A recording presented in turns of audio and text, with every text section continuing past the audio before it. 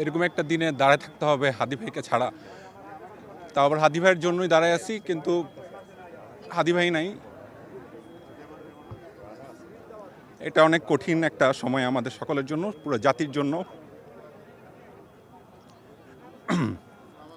আমার জন্য যে কোনো মত প্রকাশ করা এই মুহূর্তে খুবই কষ্টকর, খুবই কষ্টের।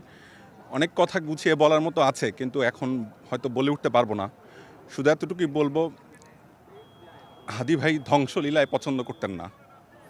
উনি কোনো ধরনের ধ্বংস, কোনো বিষয়কে নষ্ট করে ফেলা, এগুলোতে একদম সায় ছিল না তার। তার সায় ছিল কনস্ট্রাকটিভ কালচারাল যে ফাইটটা, সেটা।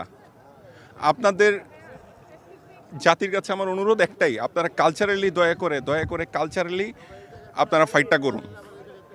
আপনারা সাংস্কৃতিকভাবে ফাইট করুন, পড়াশোনা করুন, স্কিলড হন। সেটাই হাদি ভাই চাইতেন। এবং আপনারা হাদি ভাইয়ের ভিডিওগুলো দেখেন, তার স্পিচগুলো শুনেন, তাহলে আপনারা উত্তর পেয়ে যাবেন।